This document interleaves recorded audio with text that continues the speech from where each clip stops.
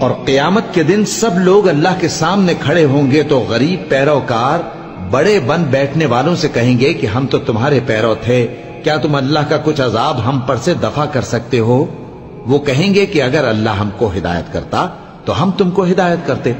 اب ہم گھبراہٹ ظاہر کریں یا صبر کریں ہمارے حق میں برابر ہے، کوئی جگہ رہائی کی ہمارے لیے نہیں ہے۔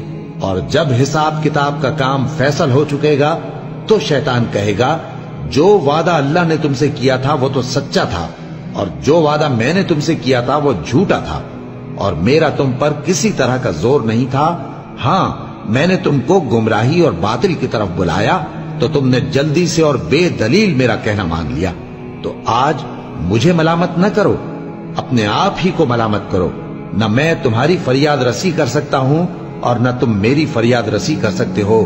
میں اس بات سے انکار کرتا ہوں کہ تم پہلے مجھے شریک بناتے تھے۔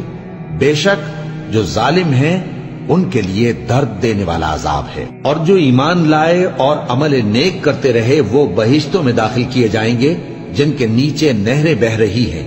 اپنے پروردگار کے حکم سے وہ ہمیشہ ان میں رہیں گے، وہاں وہ ہر ملاقات پر ایک دوسرے کو سلام کہیں گے۔ کیا تم نے نہیں دیکھا کہ اللہ نے کلمہ طیبہ کی کیسی مثال بیان فرمائی ہے؟ وہ ایسی ہے جیسے پاکیزہ درخت جس کی جڑ مضبوط ہو اور شاخیں آسمان میں پھیلی ہوں۔ وہ اپنے پروردگار کے حکم سے ہر موقع پر پھل لاتا ہو، اور اللہ لوگوں کے لیے مثالیں بیان فرماتا ہے تاکہ وہ نصیحت حاصل کریں۔ اور ناپاک بات یعنی غلط عقیدے کی مثال ناپاک درخت کی سی ہے کہ وہ زمین کے اوپر ہی سے اکھیڑ کر پھینک دیا جائے، اس کو ذرا بھی قرار و ثبات نہیں۔ اللہ مومنوں کے دلوں کو صحیح اور پکی بات سے دنیا کی زندگی میں بھی مضبوط رکھتا ہے اور آخرت میں بھی رکھے گا۔ اور اللہ بے انصافوں کو گمراہ کر دیتا ہے، اور اللہ جو چاہتا ہے کرتا ہے۔ کیا تم نے ان لوگوں کو نہیں دیکھا جنہوں نے اللہ کے احسان کو ناشکری سے بدل دیا اور اپنی قوم کو تباہی کے گھر میں لا اتارا، یعنی دوزخ میں، کہ سب ناشکرے اس میں داخل ہوں گے اور وہ برا ٹھکانہ ہے۔